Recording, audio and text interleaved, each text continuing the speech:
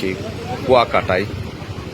রাতের কুয়াকাটার সমুদ্র সৈকতের বিচেই বিভিন্ন ধরনের মাছ বিক্রি হচ্ছে, আপনাদেরকে দেখাচ্ছি। এইখানে মাছ নয়, কাঁকড়া আছে, তারপরে পোয়া মাছ দেখতেছি, আরো অনেক কিছু মাছ সাথে। দেখি এখানে কি মাছ। এটা হলো কাঁকড়া, এটা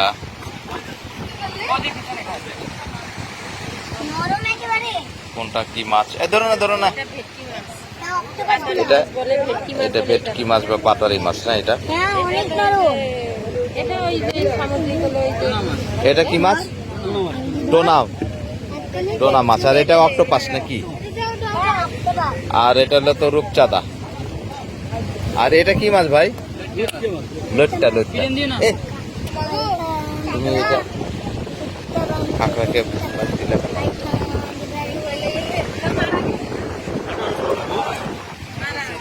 দেখি এইখানে কি আছে। এখানে আছে কাঁকড়া, নড়াচড়া করছে। বিভিন্ন ধরনের মাছ, টোনা মাছ, আর ওখানে হলো অক্টোপাস।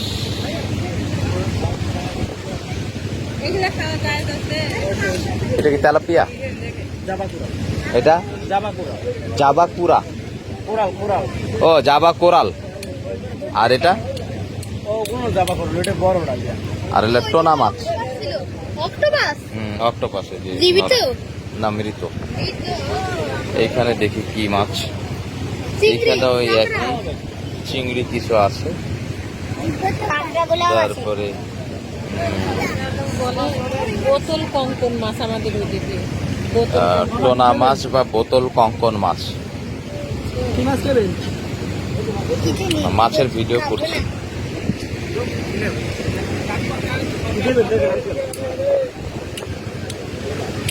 কাঁকড়া আছে,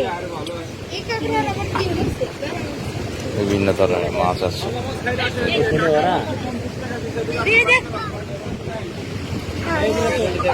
এইখানে দেখা যাচ্ছে বিভিন্ন ধরনের মাছ।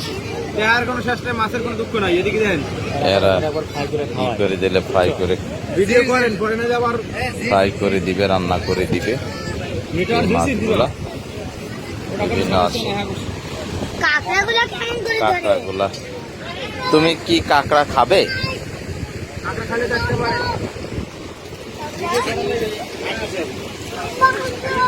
কাঁকড়া মাছ, বিভিন্ন ধরনের মাছ এখানে দেখা যাচ্ছে। এরা ই করে ফ্রাই করে দিবে, এরা ই করে।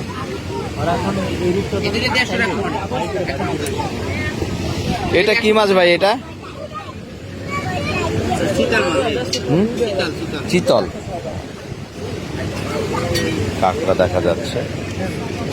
আবার ওইদিকে কিছু মাছ আছে, আমরা তো দেখি। এগুলা সব সমুদ্র বিচে এক একজনে বিক্রি করছে, এক একটা টেবিলের ওপরে থরে থরে সাজিয়ে রেখেছে। এবং সাথে সাথেই তারা, আপনি যদি কিনেন, সাথে সাথে তারা এটাকে ফ্রাই করে দিবে। এইটা এই একটা মাছ। এই মাছটা ভ্যারাইটি ধরনের মাছ আছে। এটা মাছটার নামটা ভুলে গিয়েছি।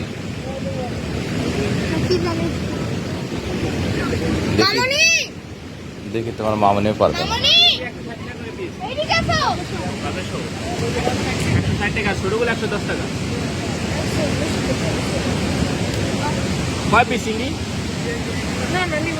কত দিতে পারবেন? কত?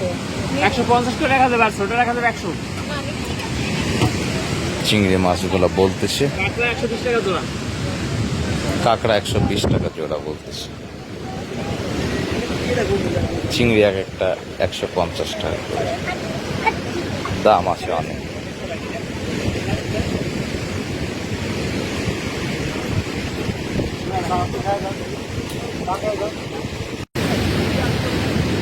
কাঁচা মাছের পসরা সাজিয়ে রেখেছে।